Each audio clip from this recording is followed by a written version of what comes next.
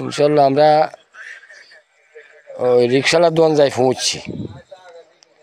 পৌঁছার পরে দেখলাম যে হাইপ কতগুলো লাগাইছে, কিন্তু লাগাইছে যেন হাইপ বেগুনা হানি আইয়ে না, 4,000 হাইবে হানি আইয়ে, এত বেশি হাইবে হানি আইয়ে না।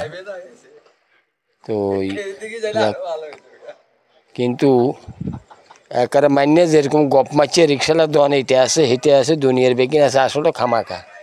তবে ব্রিজটা খুব মজুত করে করে, যে ব্রিজ করে ব্রিজটা খুবই মজুত করে করতেছে।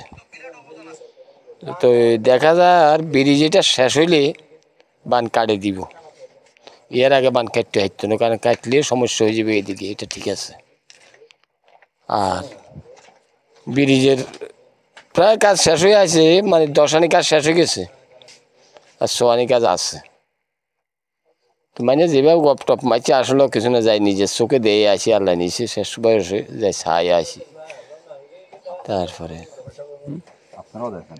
আর আপনারা হয়তো দেখেন না কি অবস্থা, পাইপ কতক্ষণ লাগাইছে, কিন্তু পানি 3 গিয়া বা 4 গিয়া দিয়ে আইতেছে, আর সব পাইপ বন্ধ হয়ে রয়েছে, বুঝলেন নি? এই সাইডে দেখছেন নি পানি কত পানি, কিন্তু ওই সাইডে পানি একবার শুকনে। আমাদের সাইডে আমরা যেখানে আসি এখানে এই সাইডে বহুত পানি, কিন্তু ওই সাইডে একবারে শুকনে। তো আসলেও ঠিক আছে, এই সাইডে বান কাটে দিলে পানি চলে যেত, তখন তো কাটতে পারেন না। ওইদিকে হয়তো কিছু ফ্যামিলি বসে রাখছে, এরা তাদের ক্ষতি হইবে এই জন্য কাটেন না। তো আগের কিন্তু বান থাকতো না, যখন ব্রিজটা কমপ্লিট হয়ে যাইব তো এই বান কাটে দিব, কাটে দিলে তখন আর সমস্যা হইতো না, পাবলিকের সমস্যা হইতো না, জনগণের কোনো সমস্যা হইতো না। আমরাও আগের মতন আর হানিতে বাঁচতাম না। হয়তো বান দেওয়ার কারণে, বান এটার কারণে আমরা এই 2 বছর পানিতে বাঁচতেছি।